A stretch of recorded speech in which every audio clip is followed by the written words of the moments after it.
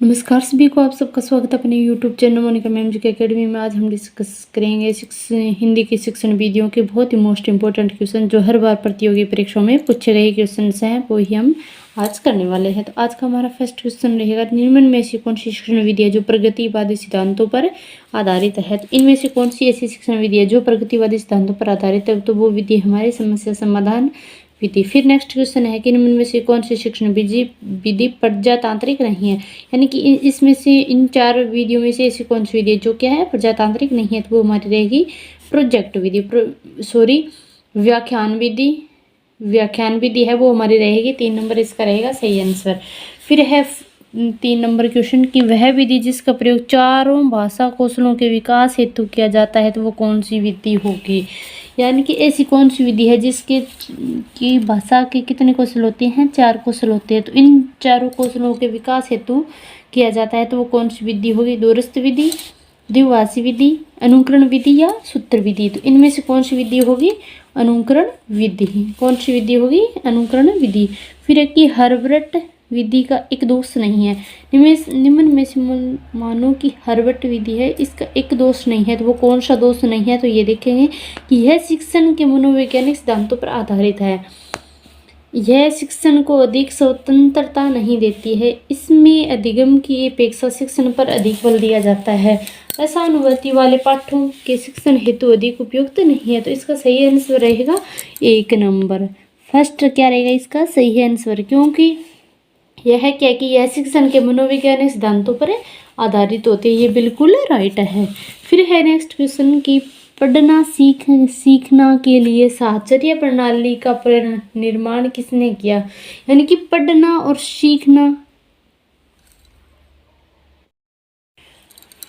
सीखने के लिए साहचर्य प्रणाली का निर्माण किसने किया, तो किस मनोवैज्ञानिक ने किया। तभी हमारे मनोवैज्ञानिक रहेंगे मारिया मोंटेसरी। कौन रहेगी, मारिया मोंटेसरी, यानी कि 2 नंबर इसका सही आंसर रहेगा। फिर नेक्स्ट क्वेश्चन है कि शिक्षण विधि के संदर्भ में कौन सा कथन सही नहीं है, यानी कि शिक्षण विधियों के संदर्भ में कौन सा कथन है वो बिल्कुल भी सही नहीं है। तो फर्स्ट ऑप्शन है कि साक्य अभिक्रमित अनुदेशन विधि में छात्र प्रश्न का उत्तर स्वयं बनाता है। दूसरा है कि ध्वन्यात्मक विधि वर्णमाला सिखाने से संबंधित है। तीसरा है कि भाषा शिक्षण यंत्र में सीता वाद्य यंत्रों का प्रयोग किया जाता है। फिर है 4 नंबर व्याख्यान विधि में विभिन्न प्रयोगों व दृष्टांतों का उपयोग किया जाता है। तो इसका सही आंसर कौन सा होगा, सही आंसर रहेगा 1 नंबर, यानी कि साक्य विक्रमित अनुदेशन विधि में छात्र प्रश्न का उत्तर स्वयं बनाता है।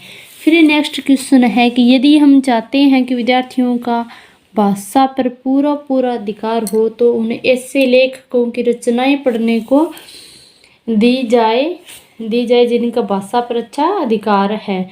यह कथन किस शिक्षण विधि के संदर्भ में कहा गया है, तो ये कौन सी विधि के संदर्भ में कहा गया है, तो ये कहा गया है कि भाषा संस्कृत, सूत्र विधि, पाठ्यपुस्तक विधि और प्रयोग विधि। तो इसका सही आंसर कौन सा रहेगा, प्रथम। सही आंसर कौन सा रहेगा, फर्स्ट, यानी कि भाषा संस्कृत विधि। फिर है नेक्स्ट क्वेश्चन की श्रुत लेखन विधि का उद्देश्य नहीं है, यानी कि इनमें से 4 उद्देश्य दिए गए हैं, ऐसा कौन सा उद्देश्य है जो श्रुत विधि का उद्देश्य नहीं है। तो एकाग्रचित्तता का विकास, लेखन गति का विकास, शुद्ध व स्पष्ट लेखन का विकास, वाचन गति का विकास। इसका सही आंसर कौन सा रहेगा, 4 नंबर, यानी कि वाचन गति का विकास।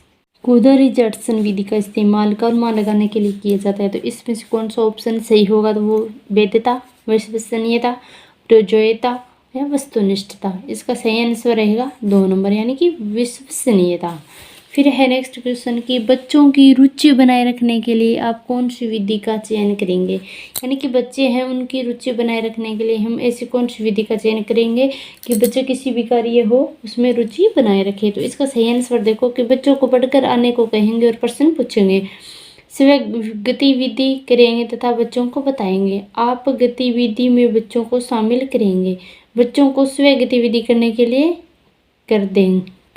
लिए देंगे। तो इसका सही आंसर कौन सा होगा कि बच्चों को पढ़कर आने को कहेंगे और प्रश्न पूछेंगे।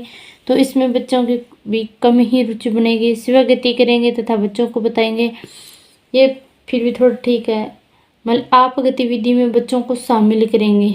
तो सबसे सही आंसर हमें लगा है वो कौन सा है, बच्चों को स्वयं गतिविधि करने के लिए देंगे। मान लें कि बच्चा है, उसे क्या है कि कोई भी कार्य उसको स्वयं करने के लिए कहेंगे कि आप ऐसा करो। फिर है कि निचली कक्षाओं में शिक्षण की खेल पद्धति मूल रूप से आधारित है। यानी कि निचली कक्षाओं में क्या है कि शिक्षण की खेल पद्धति मूल रूप से आधारित है। तो वो कौन सी है कि शिक्षण पद्धति के सिद्धांतों पर है, विकास एवं वृद्धि के मनोवैज्ञानिक सिद्धांतों पर है, शिक्षण के समाज शास्त्रीय सिद्धांतों पर है, शारीरिक शिक्षा कार्यक्रमों के सिद्धांतों पर है।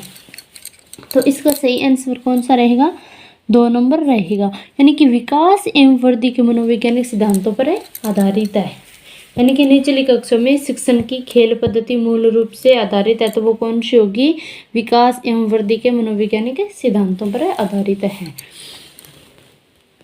फिर है नेक्स्ट क्वेश्चन की वह विधि जिनके प्रयोग से विद्यार्थियों की स्वयं पहल व प्रयास शामिल है, निम्न में से किसका उदाहरण है।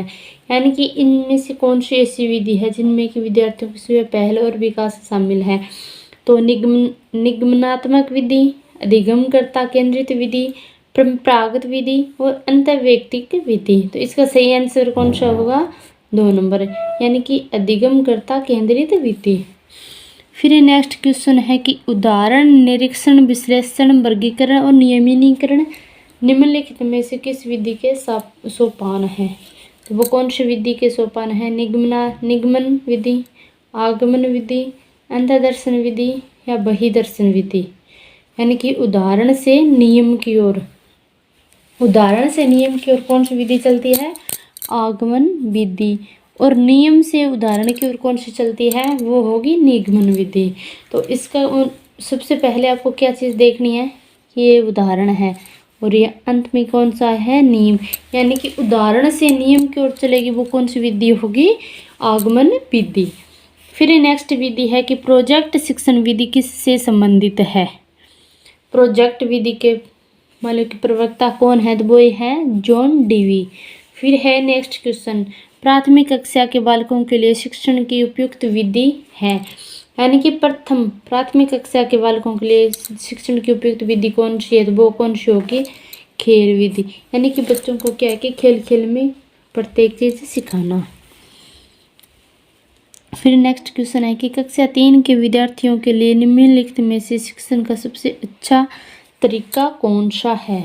सबसे अच्छा तरीका कौन सा है, प्रयोगशाला विधि, समूह वार्तालाप, व्याख्यान विधि या सृजनात्मक क्रियाकलाप। तो इसका सही आंसर कौन सा होगा, 4 नंबर, यानी कि सृजनात्मक क्रियाकलाप। फिर है नेक्स्ट क्वेश्चन कि शिक्षा में विकास को लेकर फ्रोवेल का मुख्य योगदान है।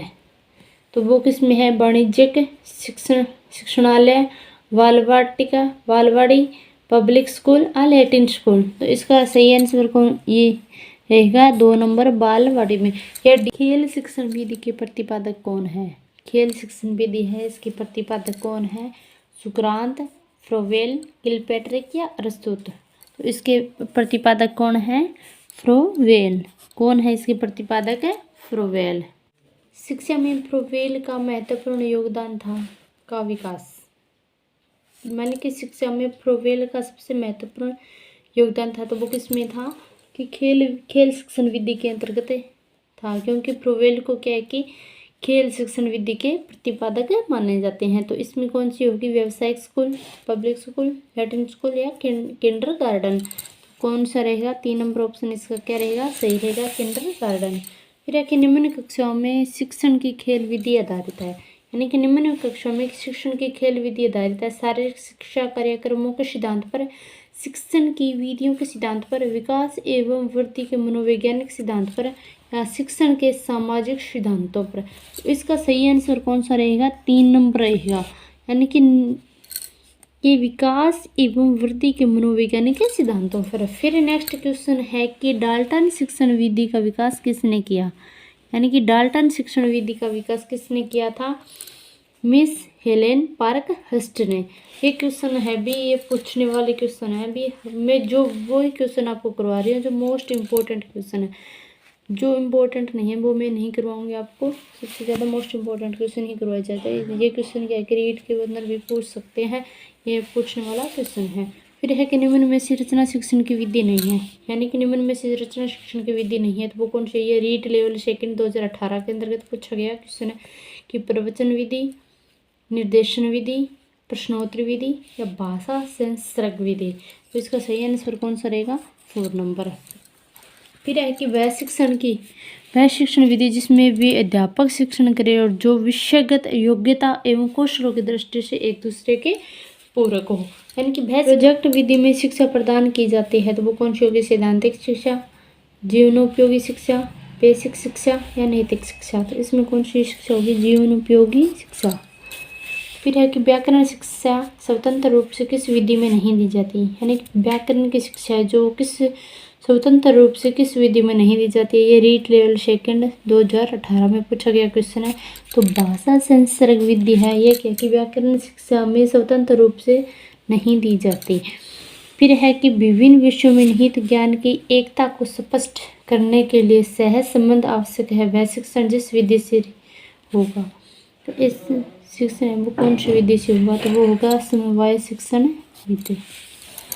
फिर नेक्स्ट क्वेश्चन है कि व्याकरण नियमों को कंठस्थ कराने की अपेक्षा कक्ष में भाषाई वातावरण बनाने पर अधिक बल दिया जाता है, वह विधि है प्रत्यक्ष विधि। फिर है 35 क्वेश्चन, नेक्स्ट लास्ट है भी ये क्वेश्चन और कल करेंगे कि किसी आदर्श लिखावट का जैसे का तैसा अनुकरण कहलाता है? प्रतिलेख, श्रुतलेख, अनुलेख या इनमें से कोई नहीं। ये सेकेंड ग्रेड 2018 में क्वेश्चन पूछा गया। तो इसका सही आंसर रहेगा अनुलेख, यानी कि जैसा लिखा है उसको वैसे की वैसी ही कॉपी कर देना या नकल कर देना ही क्या है? अनुलेख।